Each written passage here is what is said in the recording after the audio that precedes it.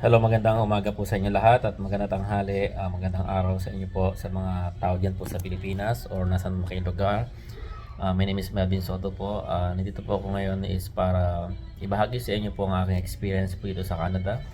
I've been in Canada since 2014 po, but prior to that I worked in Middle East po for 10 years and McDonald's po ako galing. I worked in McDonald's for 16.5 years and dito sa Canada na McDonald's din po ako dito, and ngayon po ako po ay isang financial insurance advisor po dito or insurance broker po dito sa Canada. I am licensed po in 9 provinces across the country and tumutulong po ako sa maraming Pilipino po dito para mabigyan po sila ng protection at masiguro na if anything happens po sa kanila, if life is short po sa kanila, family will be protected po yung mga nasa Pilipinas po. And then if they get sick, they're also covered po ng critical illness po. And if they live longer naman po, they can have cash value po dun sa plan nila. So yung pino-over namin yung plan is not just an insurance na ang akala po ng karamihan, yung pong insurance is just only if you die. But may insurance pong ganun. There's 3 types of life insurance po, yung term insurance, and whole life insurance, and universal life insurance po. When it comes to term insurance po, it covers you temporarily po, okay? So pinakamura po yung term insurance kasi it pays, binabayaran niyo po natin yung protection po natin, which is may benefits po yun. Yung nga lang po, kailangan nating may mangyari sa atin para mapakinabangan po yung pera, which is para sa family po natin yon. And the life insurance po is not only for us to die, but for our family to live. And of course, may other insurance po, not only for us to die, not only for our family to live. Now, question is for us to live longer naman po. So, yung tinatawag natin merong cash value. Ang whole life and universal life na plan po, sila po yung nagkakaroon po tayo ng cash value. Ang whole life po, meron po siyang cash value in the form of dividend po na galing po sa company. Ang universal life naman po, hindi po siya guaranteed invest. May investment po, although it's not guaranteed, but magpa-participate po tayo sa paglago ng pera natin sa market po. So it means pwede bumagsak, pwede tumaas po. Pero kung titingnan po natin ang history ng market, there is always pagbagsak at may pagtaas naman din po. Pero kung i-average po natin, nandun po tayo sa positive side po. Kaya kung tayo po ay may time pa to grow our money, I do suggest na tayo po ay mag-take ng risk na mag-invest tayong particular sa market po. Kasi po yung mga investment namin, kung saan namin naging pera is sa mga top 500 companies po sa US and top 60 companies po dito sa Canada po and technologies po. Ngayon, kung gusto naman po ng whole life, conservative po kayong tao, so may guaranteed cash value po yun. So, ginagarantiya po ng company na pagdating ng panahon, meron kayong makukuha ng cash value. However, yun nga lang po na lang kung nabasa natin yung pagdating nating panahon kasi hindi tayo nagpalago ng malaking amount. Unless na lang po kung malaki po ilagay natin sa whole life na amount na monthly natin nilagay ito ng lump sum tayo, it grow more yung cash value natin po. No? Meron siyang guaranteed cash value and meron din po siya non-guaranteed cash value po doon sa whole life po. Dalawa din po yun, no? May guaranteed and may non-guaranteed. Yun ang guaranteed po is para sa universal life na nakadepende po yun sa paglago ng investment nila sa market po. Right, so kami na po, tulad ko po, ginagawa ko po, i-discuss ko po yan sa mga tao dito, not only Filipino, sa ibang lahi po dito sa Canada, na maintindihan po nila yung pagkakaiba-iba ng life insurance, and then we educate them how much they need, kung magkano po yung kailangan nilang protection to cover po yung mga responsibilities nila po. Kasi sa Canada, mga responsibilities po ng tao is unang-una, kung meron kang bahay dito, binabayaran po natin yun sa bangko.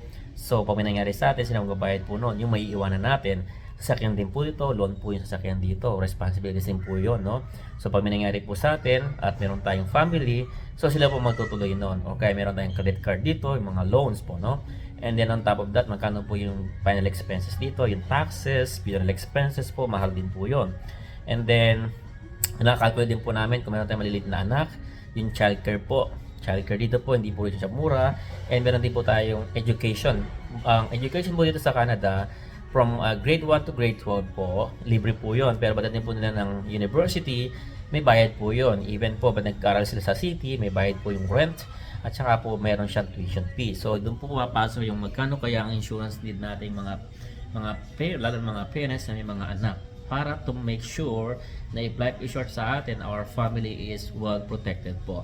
We're here to give adequate insurance po, and we're here to educate people to understand ano ang pagkakaiba-iba ng plan, and then they are the one who will decide which plan is better for their family.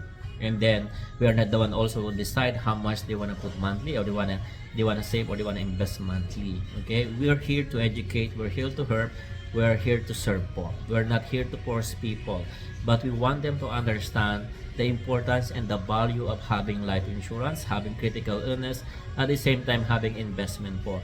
Para pagdating ng panahon tayo po ay meron pong maasahan. Kasi sa Canada po, maliit lang po ang pension dito. Meron po tayong tatlong pension dito, CPP, OAS and GIS po. Yung CPP po, kina-contribute po namin yung kinakaltas po sa aming sahod. Ang GIS naman po, based po yan sa income natin, pagtanda natin. Ang OAS naman po, old age security ng tawag po doon, based po yan sa length ng stay namin dito sa Canada po. So kung yun daw po ang aasahan natin, magkano daw po yun pagtanda natin? Probably hindi na po sa atin, no? Kaya po, tinuturuan namin sila na mag-ipon kayo, mag-impo kayo ngayon para sa sarili niyo, para sa future po ninyo. At nang hindi lang po tayo umasa sa government pension po. At the same time, hindi tayo umasa sa ating family pagdanda natin. At of course, hindi na tayo magtrabaho pa ng sobra-sobra. Kasi we've seen a lot of people po dito, even Filipino, na kahit 65 years old na po sila, nagtatrabaho pa sila. Bakit? Kasi maliit lang po yung pension na natanggap nila sa government at wala po silang ipon. Kaya po ako ay nandito ngayon, nananawagan sa mga Pilipino na sa Canada na pakinggan niyo pong maigi ang sinishare namin dito. Wala po mawawala sa inyo, marami kayo matututunan, at the same time, makatulong po tayo sa maraming tao na kakilala ninyo na maintindihan po manawaan na hindi kami nandito para kumita ng pera. Yes, hindi kami ipokrito na hindi kami kikita po kami dito, but our goal po, our main purpose is to help and to educate first, and because we believe if we help, we'll be blessed as well po. So again, my name is Melvin Soto po, ang inyo pong kapangarap, okay, na nasa Canada po. Citizen na po kami dito sa Canada. I'm so fortunate, I'm so blessed na I chose Canada to, to settle down with my family, and now we enjoy our life together. And not only that, we were able to help many people po. God bless po sa inyong lahat. Magandang umaga, magandang gabi, magandang hali po sa inyong lahat. This is Melvin Soto. Have a great day and God bless everyone.